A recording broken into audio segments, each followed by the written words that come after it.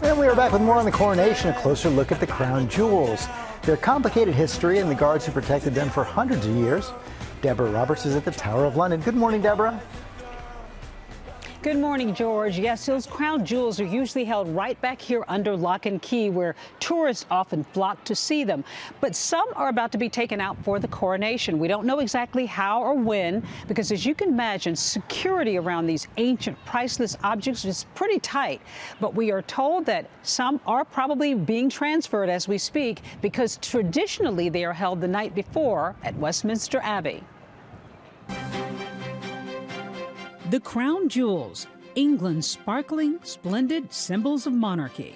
Usually under lock and key at the Tower of London, objects of fascination for many and a source of pride for those who guard them. The Beefeaters, or as they are officially known, Yeoman Warders. We've looked after crown jewels for hundreds of years, and it's a massive part of the job. And we're proud to have them housed here and secured here at the Tower of London. But the priceless collection will soon be brought out of the tower, playing a vital part in King Charles's coronation. It reminds you of the long history of this collection and the much longer history of the royal family and also the history of coronations. While they symbolize majesty to some, to others, they're emblems of Britain's colonial past, their appearance during Queen Elizabeth's funeral sparking debate. The whole purpose of the crown jewels is to set the royal family apart and evoke awe. But I think we're no longer in so much awe. And growing sections of the population now see this increasingly as a flashpoint for dissension. The diamond causing the most controversy? The Koh-i-Noor, removed from the coronation, but not the conversation. The Koh-i-Noor diamond, otherwise known as the Mountain of Light, is in some respects the ultimate blood diamond in South Asian history. The diamond which appeared on Queen Mary's crown was later replaced with a crystal replica, Queen Camilla deciding to recycle that crown, swapping in the Cullinan stones, often worn by Queen Elizabeth, but not without their own controversy.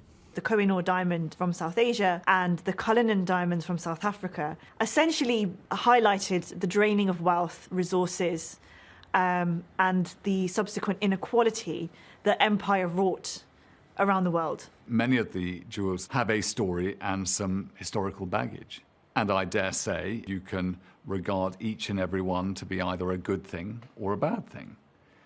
But the truth is, history is often there to enable us to have that discussion. The coronation planners walking a fine line, with priceless jewels and gold carriages on display during a cost of living crisis in the UK. The monarchy is in this catch-22 situation. You're damned if you do wear these kind of incredibly historic but infamous jewels, and you're damned if you don't now, because you can't have a bareheaded monarch coming out. When Queen Elizabeth was crowned 70 years ago, there wasn't a lot of talk about the origin of these jewels. But of course, we're in very different times now, with lots of talk about appropriation. So with the whole world watching, there will be lots of eyes on who's wearing what. George and Robin? Yes, you're right. And it's so good to have our eyes on you there. I know you're enjoying yourself, Deb. Looking forward to your coverage. Thank you.